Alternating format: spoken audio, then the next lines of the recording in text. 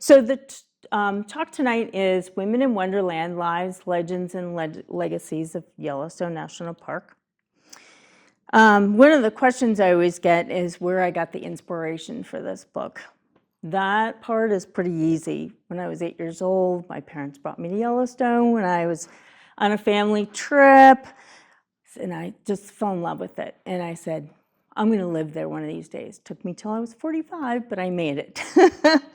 So when I was growing up, I was an avid reader of biographies of women, especially those non-traditional occupations. Elizabeth Blackwell, woman doctor in the 1850s, Amelia Earhart, woman pilot, Jane Goodall, with the primate scientists, Madame Curie, and of course, women, all the sensational women of the West, Calamity Jane, Belle Starr, Annie Oakley. So in 2001, I finally followed my heart, moved to Yellowstone, started studying Yellowstone pretty intently in history, went back to MSU and I finished my bachelor's and got my master's degree. And then I became aware of how many women's stories in Yellowstone were missing from the historical narrative. So I began to write some of these women and their contributions back into the history of Yellowstone. And my plan initially was just to create little slices of life. However, when I started doing all this research, I realized how rich and rewarding all of their entire lives were. From their childhood adventures to educational pursuits to later life experiences. So I ended up with biographies of 14 women that were just full-blown. And I've got 12 more waiting in the wings. I actually might have a third book because I keep finding women along the way. When I'm doing book signings at the Old Faithful Inn, I run across all kinds of people that, my grandmother worked for the Camps Company and I have her diary and, things like that keep popping up. So there is a Women in Wonderland 2 in the works. Hopefully it'll be out shortly. But tonight, because of the essence of time, I'll just give you a few glimpses of a few of the women that are in my book. So these are some of the contributions that women made to Yellowstone. Post office management, stores and soda fountains, NPS education and interpretation, photographic services, hotel, lodge, camps, food services, tour guiding and nature trail development, law enforcement, support services, and sciences. So I'm going to start off with a little drama because it always makes it a fun way to start. So Anna and Elizabeth's father, George W. Trishman, was a wheelwright at Fort Custer during the 1880s. When the fort shut down in the 1890s, George moved his family to Billings. It was there that their mother, Margaret, began to experience bouts of insanity, including trying to commit suicide, for which she was hospitalized. In 1899, George took a position as the post carpenter at Fort Yellowstone. And just for clarification, the Army had been brought in to replace the civilian administration, and so they took over administration of the park in 1886. Supposed to be short duty, temporary duty. They ended up being here for 32 years. In June 1899, Margaret's sanity snapped one more time, and she took a butcher knife to the throat of her youngest child, Joseph. And he's buried in the Mammoth graveyard that's just where there's a big pullout, 2 bathrooms. The horse corrals used to be back in that area, and there's a graveyard back there. It was the fort cemetery. When the Army pulled out, they also took all the soldiers and took them to Fort Custer. So the incident made news across the country. Even the New York Times carried this article. And I want you to note that in the clipping, it says she went after her 3 other children. And because of newspaper clippings like this, historians for more than 40 years thought there were only 4 Trishman children. There were actually 5. So I kind of corrected history with that finding. George T. was the missing child. And because of the wonders of the digital age, I was actually able to find him. And part of how I did that was looking at census records, looking at the misspelling of names, Fishman, Trishman, Tishman. Turns out that George left Yellowstone after finishing high school, worked as a miner in Idaho, joined the Navy during World War I. He was a merchant seaman, working as a waiter in an Alaskan vessel, and then he died in Seattle in 1953. Harry, Anna and Elizabeth's brother, joined the Army, worked as a government scout from 1909 to 1915. He was one of the few people who actually made the transition from Army to NPS Ranger. He later served as the Chief Ranger. Anna and Elizabeth chose to spend their entire lives in Yellowstone, became very successful businesswomen. So Anna married George Pryor in June 1907. The following year, in 1908, Anna and George purchased the specimen house from Ole Anderson. And specimens need to be explained a little bit. So they're consisted of objects coated with mineral waters from the Mammoth Hot Springs terraces. Objects like toy cannons, bottles, combs, horseshoes. Around the turn of the century, the term curio became fashionable and replaced the word specimen, which has a more medical term these days. And so Anna and George changed the name of the store to the Curio Store.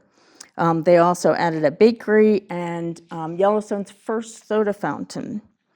By 1912, Anna and George's marriage had failed.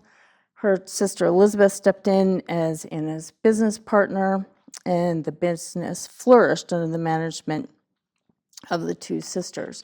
And so they were looking for ways to expand. So Devil's Kitchen is a formation up on the upper terrace loop. It's no longer accessible, but this is what people used to go down that ladder back in the day. It was a very popular tourist attraction. Popular subterranean experience, complete with smelling gases, bats, and a dark cave accessed only by a rickety, nearly vertical ladder.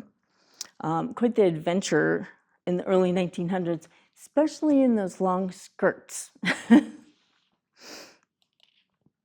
So, Anna and Elizabeth thought it'd be a great place to set up a refreshment stand to reward those plucky travelers.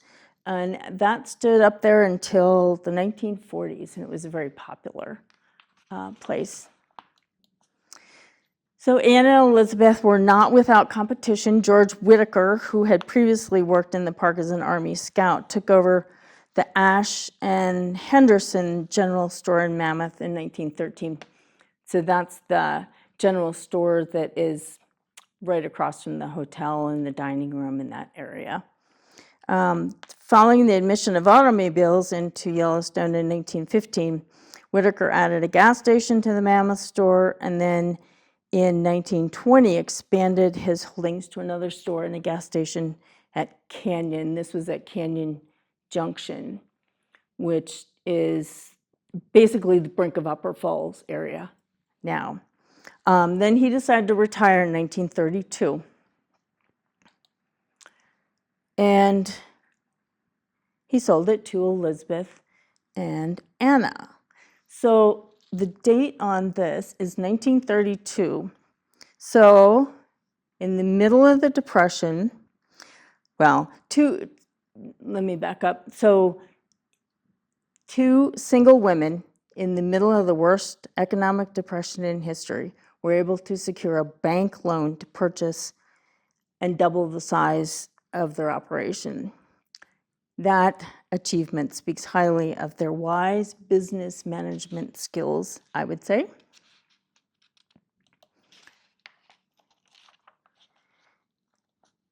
So by 1939, they had control of the entire north end of the park for concessions. So they had the curio store, the coffee shop, general store, gas station in Mammoth, Devil's Kitchenette, Mammoth Campground, which is still there. There was a cafeteria and a general store. And then at the Grand Canyon, they had a general store.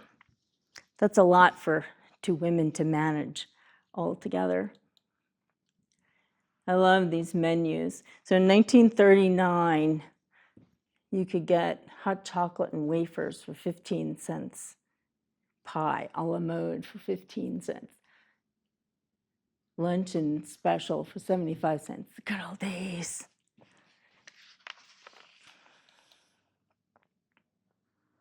By 1940, the original store, the Specimen House, had tripled in size. And the original store is right in this middle section here. So they added on to both ends of it. They decided to retire in 1953, and they sold out to Charles Hamilton, and I'll cover him later in the program.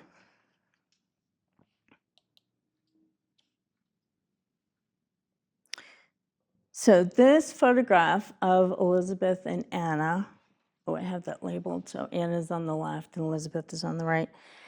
This is a groundbreaking ceremony at Canyon for the Mission 66 project.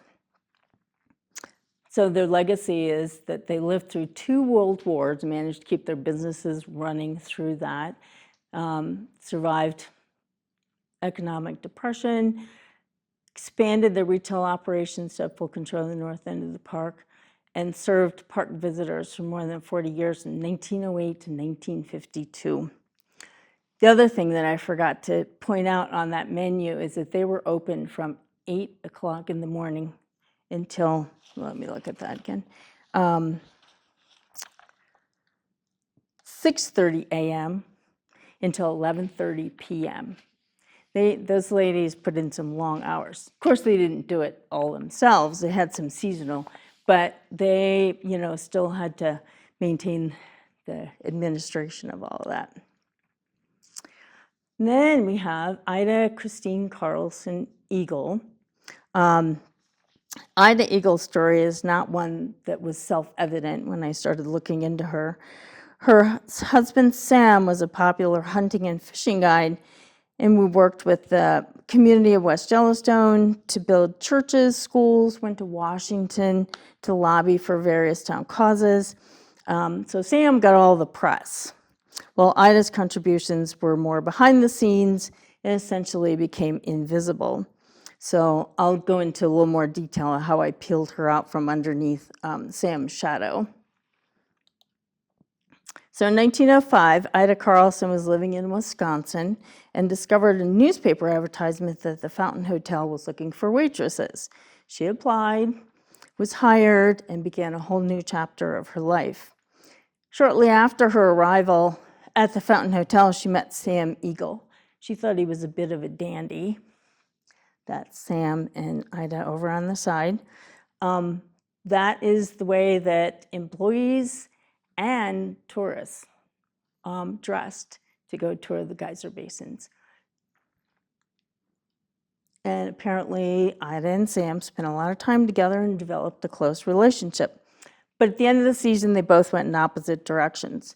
Sam had family in Pennsylvania, and his routine was to go to the East Coast and work in New York City or Washington, D.C. as a bartender and a waiter for the winter. Ida went to California because she always wanted to go there. And this is one of the ways that I discovered who Ida was. I contacted the family, Kendra and various other family members.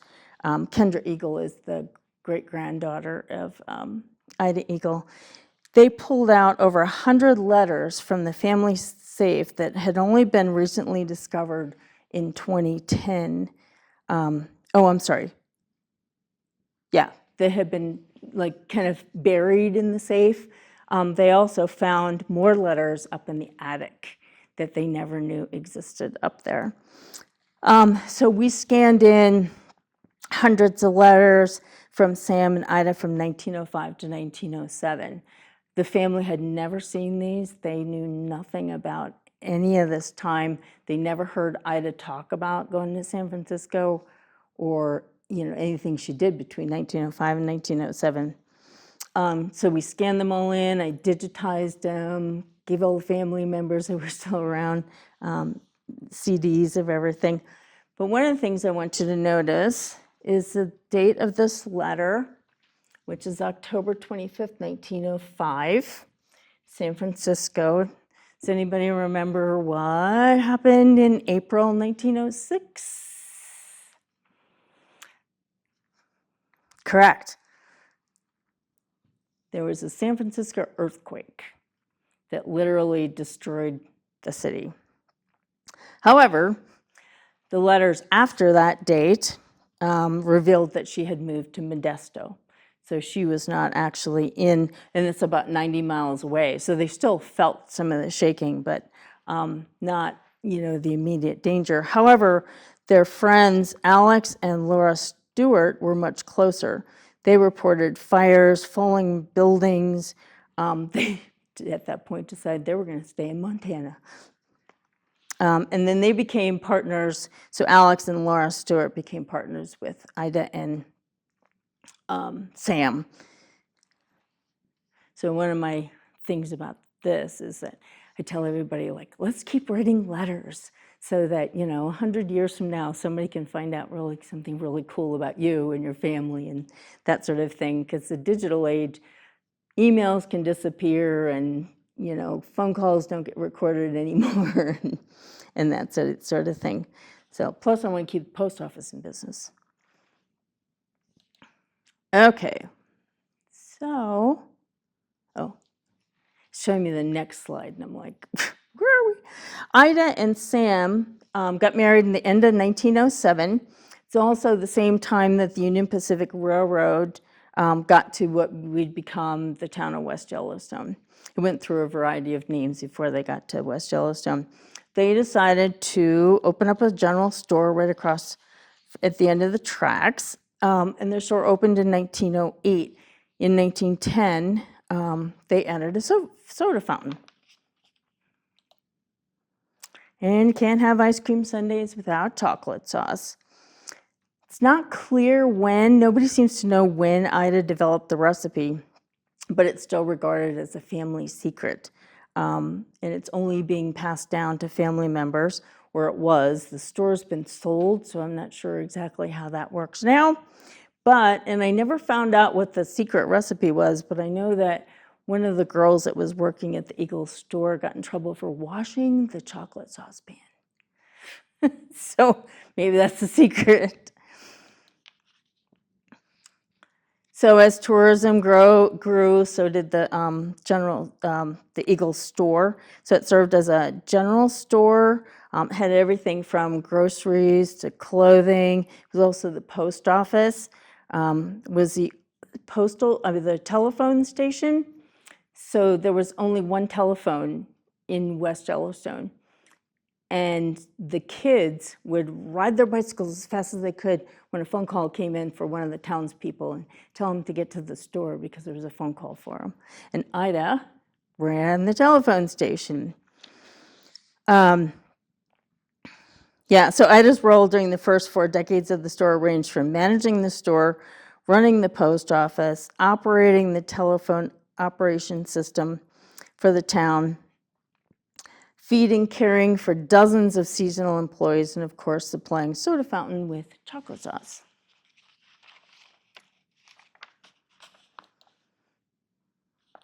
So while the store was expanding, so was Ida and Sam's family. Between 1908 and 1927, Ida had 10 children. Education was important to the Eagle family. And 9 of the Eagle children graduated from Montana State College, today's Montana State University. Bill died of an infection before he graduated, probably something that they could cure these days. But one of their favorite things to do was to go into the park on Sundays. On one occasion, a passerby spotted Eagle with this multitude of children all playing around her and said, "Hello, madam, is this a picnic, or are these children all yours?" Ida said, "Yes, sir, these are all my children, and believe me, it is no picnic." So Ida may have missed the San Francisco earthquake, but she didn't miss the 7.5 Richter scale earthquake that hit West Yellowstone on August 17, 1959. As you might imagine, tourism in Yellowstone came to a screeching halt. I was able to interview Wally Eagle, who was the youngest child of Ida and Sam, and he told me that the store only suffered minor damage, but the worst thing was having to clean up the mess of all the exploded Pepto-Bismol bottles.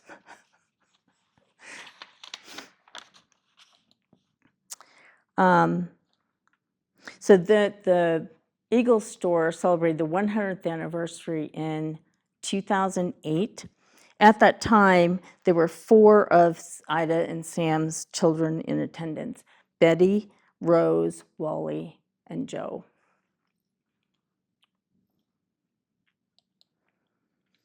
And this is Wally and Joe in 2009 when I went to interview them. Wally died in April of 2013 and Joe died in June. So they kind of followed each other, but there were a couple of characters. So for more than 50 years, Ida helped steer the family business through growing multitudes of visitors to Yellowstone. She also survived economic difficulties of 2 world wars, Great Depression, and the 1959 earthquake. Through it all, Ida's greatest gift was her loving touch of family. And Jane Marguerite Lindsley Arnold. In 1916, the National Park Service was created to take over the administration of the park. Marguerite's father, Chester Lindsley, had worked for the Army since 1894 and was appointed the park's first assistant superintendent of Yellowstone, 1916 to 1922. He also assisted with the transition from the Army administration to the National Park Service administration. Marguerite was born October 2nd, 1901. She became one of the park's most ardent supporters. She grew up in the park, she worked in the park, she died in Cody, so almost died in the park. She was a seasonal ranger in 1921. She was the 3rd woman ranger of Yellowstone. Isabel Bassett Wasson, who's also in the book, she was the 1st. Technically, Mary Wolfe was the 2nd. She signed her papers 3 days before Marguerite, so makes Marguerite the 3rd. So Marguerite worked as a seasonal ranger from 1921 to 1924. Because there was no school in Yellowstone, Marguerite was mostly homeschooled by her mother. She finished her high school education at a prep school at Montana State College. Today is Montana State University. And then she completed her bachelor's degree, majoring in bacteriology and botany. Perfect subject for Yellowstone. And then she went to the University of Pennsylvania, where she completed her master's degree in bacteriology in 1923. She spent 1 winter in Pennsylvania, felt the call of Yellowstone, and headed home on the only transportation that she had, Harley-Davidson motorcycle with a sidecar. Marguerite and her friend Claire LaValle traveled cross-country, 2,600 miles, 17 days on less than ideal roads. So back then, 1920s, 20% of the roads were improved, and that meant they were covered with gravel instead of just mud. But she didn't think anything about this. She thought it was perfectly fine. In an article for Harley-Davidson magazine, she said, "Pooh, what's a little trip from Philadelphia to Yellowstone? Lots of men make longer trips all the time, and nobody thinks anything of it. They think just because we're girls that we've done something wonderful." But perhaps the most amusing part of this tale is that her parents were totally unaware that she was coming home. So you can imagine their surprise when she roared up to the front door while they were hosting NPS dignitaries from Washington, D.C. And it's no wonder where Marguerite gets her adventurous spirit from. That is her mother, Maud, and her sister, Effie, we believe. And they're climbing up to Eagle's Nest Rock, which is no longer accessible because the road is now gone. But that is sketchy terrain, and they're also wearing those long dresses. So it's no wonder that Marguerite felt totally comfortable climbing on the elk or bison chute with some of her other adventurous friends. So Marguerite became the first permanent ranger in Yellowstone in 1925.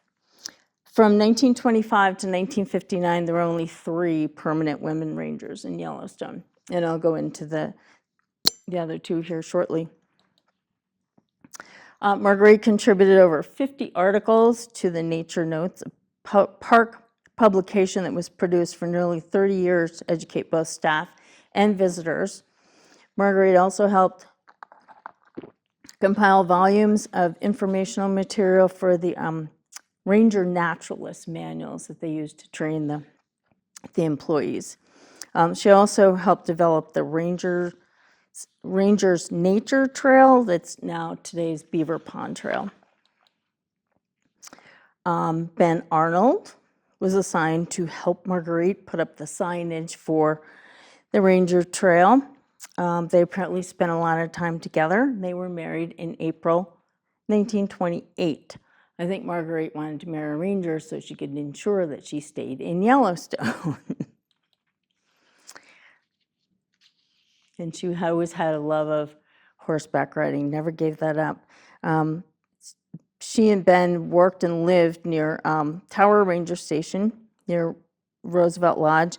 They also were at the northeast entrance near Cook City, and then they were at the east entrance. So they got around to a lot of different places in Yellowstone. So one of the things I like to do when I'm doing this book is get a hold of descendants. So I got a hold of the Eagle family. Also got a hold of Bill Arnold. Actually sent him one of the manuscripts, which my professor at MSU said, "You're really brave because descendants are the worst critics." But I'm glad I did, because he corrected a lot of things that I didn't have quite right. He also had a lot of tall tales, which I was like, I don't know if I can use some of those, Bill, but he had just a ton of stuff for me. So when I went to visit him, he took me down into the basement, and they had 5 trunks that was just full of family heirlooms, everything from his maternal grandfather, his brother Elmer Lindsley, who also worked for the Army, Maud Bradley, who was Marguerite's mother, and so on and so forth. And one of the real treasures that he pulled out is Marguerite's ranger hat. And he also still has her uniform. Bill passed away, but the family still has the uniform. So hopefully they'll pass it on to the park one of these days. But inside her hat were all the signatures of her old boyfriends. Danny Ranch, T.S., Grace. So I always say, I like, talk about keeping secrets under your hat. So she left this wonderful written photographic record of a lifetime in the park. So Bill also had like everything she had ever written, all kinds of photographs. Both she and Ben were huge photographers. And she contributed significantly to the understanding and interpretation of Yellowstone's natural wonders, because in the 1920s, the Park Service has only been in the park for less than 10 years. So they're trying to still get, a program together, educate the public. And she also set a precedent for the future of permanent women rangers. Herma Albertson Bagley, So one of the avenues for women to get admission into the sciences was botany. Some of that was due to the influence of the nature study movement in the 1900s. Some of it was men thinking that, it was flowers and plants, and that's women's work. But Herma developed an interest in plants early in her life and pursued her education in that field. She got her BS in botany in 1926 from the University of Idaho. So with Yellowstone practically in her backyard, Herma thought Yellowstone would be a perfect place for her to work in her field of study. However, in 1925, inspectors from the Department of the Interior decided that they were not in favor of women rangers. Women feminized the ranger hat. Yellowstone was a wilderness and not a place for women. They were fine with women collecting fees at the gate, but they advocated that they not be called rangers. They wanted them to have another title. So they put forth an edict, basically, no more women rangers. So when Herma, in 1926, wanted to work for Yellowstone, hiring women was a problem.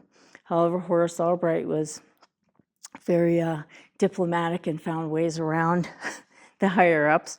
So he had this idea that Herma could go work for the lodge company, help build the nature trail, and he would give her a tryout. So in 1926, she helped build the nature trail. She also served as a guide on the trail. From 1927 to 1929, she was hired as a seasonal park ranger, and she continued guiding groups along the trail. The average number of groups was 200. Her largest was 350 people trailing behind her. And she also contributed a lot of articles to the Nature Notes as well. So she got her MA in botany in 1929. In 1931, she was appointed to be a ranger naturalist and became the second woman ranger in Yellowstone to get permanent status. So in 1931, it was a big year, she was out hiking in the park. She somehow managed to sprain her ankle. Ranger George Bagley, came to her rescue and carried her off the trail. With a twinkle in his eye, this is Herma, with a twinkle in his eye, he picked her up and carried her one more time on November 26, 1931, this time over the threshold. George was a mover and shaker with the NPS. He moved up rapidly. He was instrumental in creating a solid foundation of NPS organizational structure. He was stationed in Denver, Washington, Omaha, Lake Mead, Boulder Dam, and then he actually went overseas to Israel and some of those countries to help them set up national parks as well. And one of the huge contributions that Herma made was this book, The Plants of Yellowstone. In 1936, she teamed up with renowned botanist Walter B. McDougall and published the first significant book on the plants of Yellowstone. But one of her major, most significant accomplishments was the formation of the National Park Service Women's Organization in 1952. She was really dismayed by the deplorable conditions of the park housing for employees, and so she orchestrated a system-wide survey of all the park housing conducted by hundreds of women all over the country. In addition to her report that highlighted the appalling conditions in which Parks Service personnel were living, Herma presented National Park Service Director Conrad Worth with some simple economic solutions to alleviate the situation. So rather than just point out the problems, she gave them solutions. So her far-sighted approach helped Conrad Worth funnel millions of dollars from the government National Park refurbishment program from Mission 66 to upgrade employee housing. So this is Ruth Ann Bagley Bennett, who is also very generous in sharing her family heirlooms with me. She sent me Herma's huge scrapbook in the mail and then invited me to return it to her personally. And she lives north of Seattle, Washington.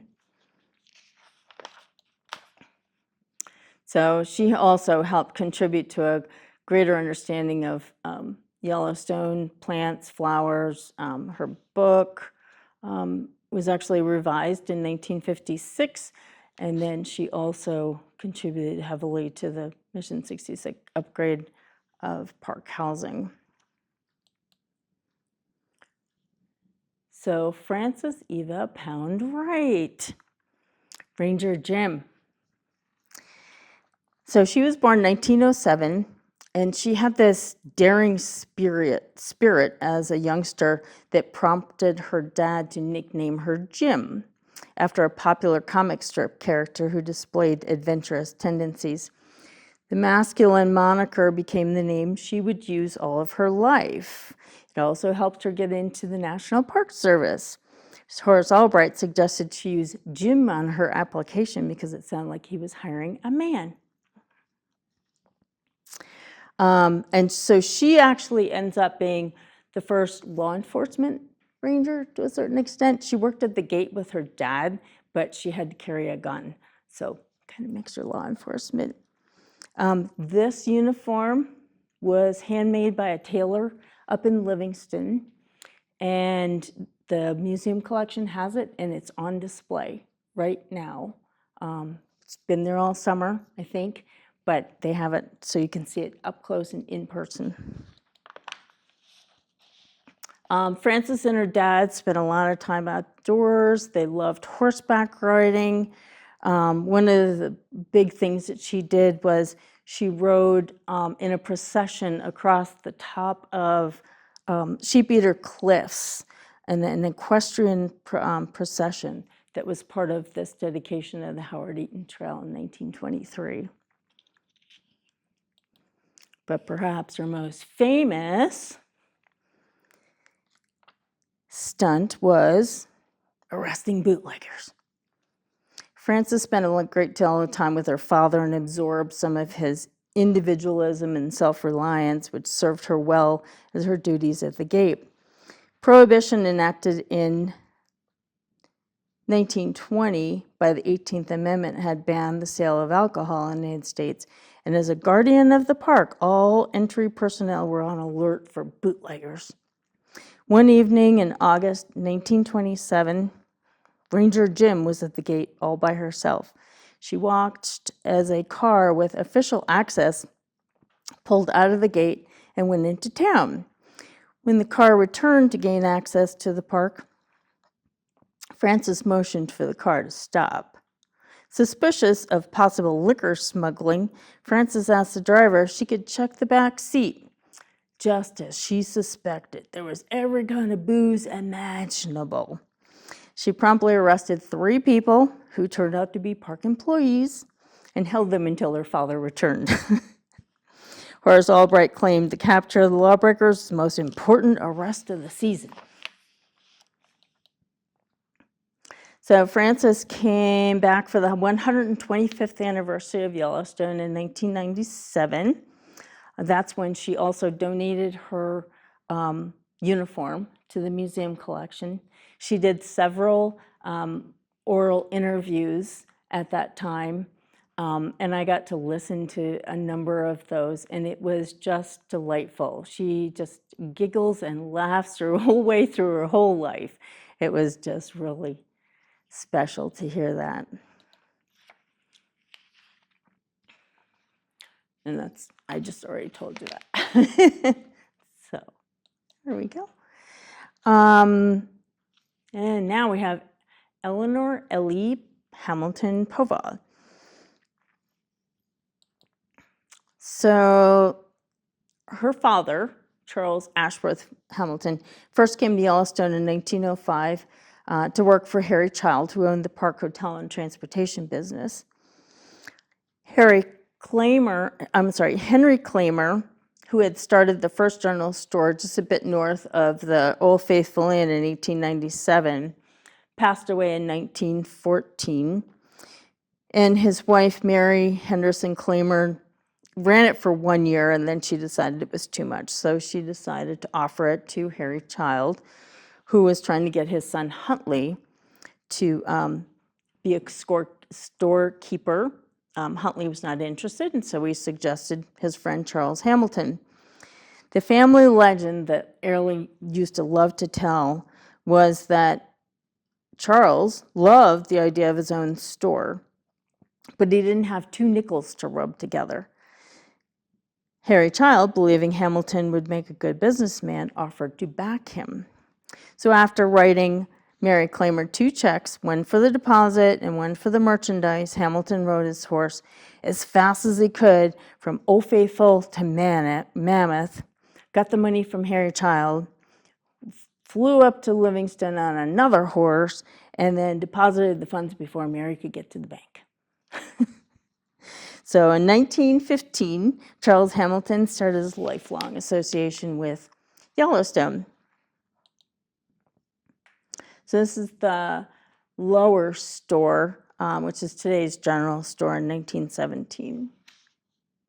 In 1920, Charles married May Spence, and on June 2nd, 1921, Eleanor May Hamilton was born.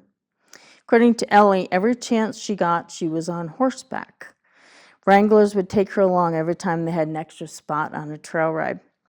At one point, the wranglers told her, "Your parents may have supported you, but we boys raised you." So one of Ellie's really famous quotes is, "I had anything but a normal life." Indeed.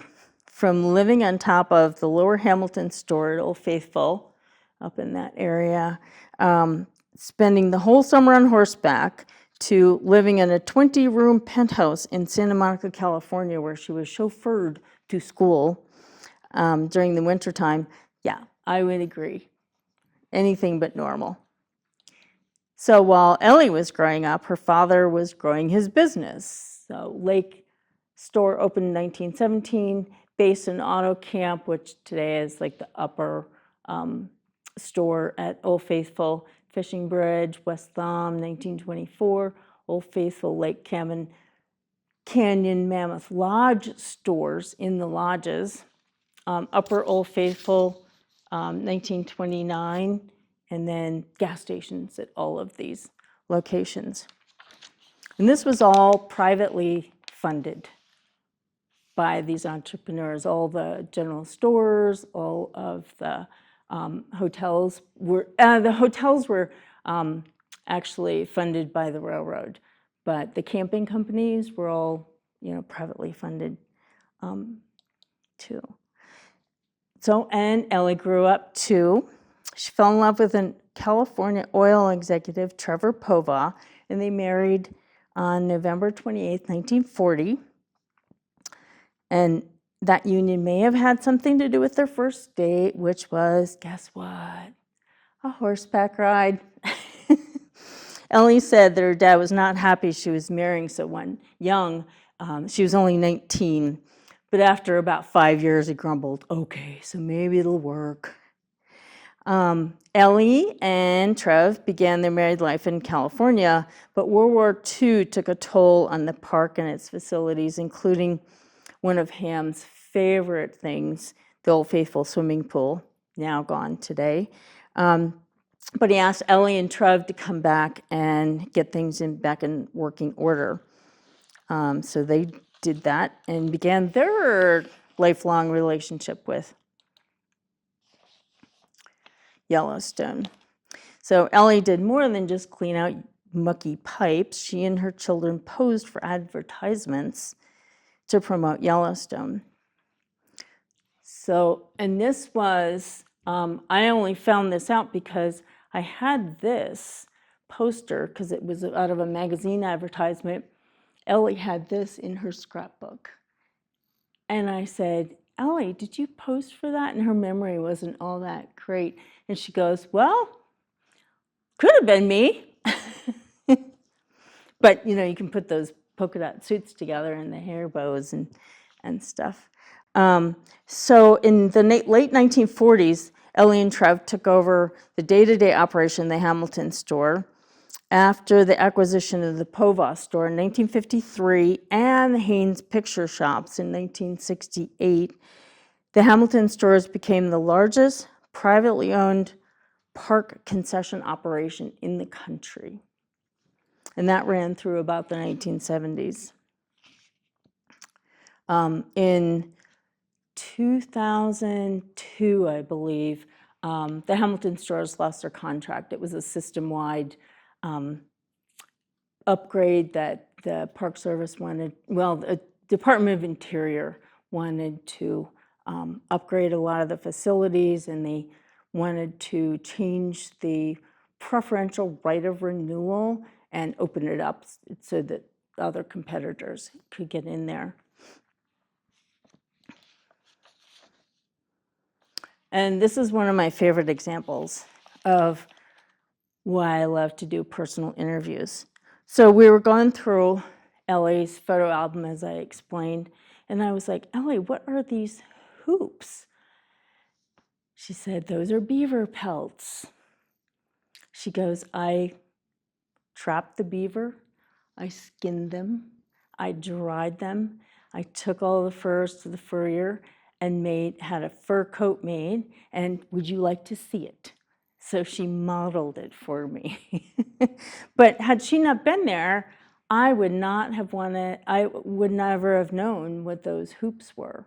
I mean, eventually maybe I would have figured it out, but that was just a real special moment.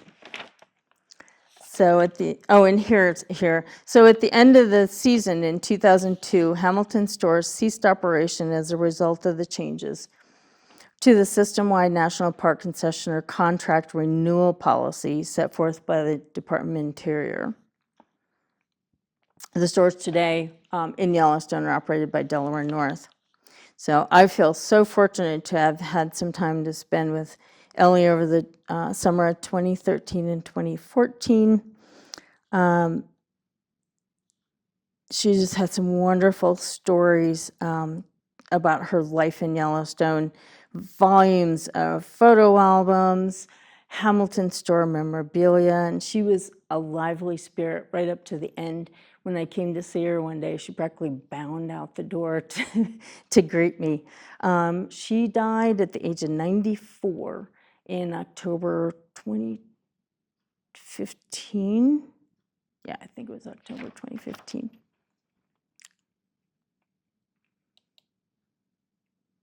So long. Thank you for coming.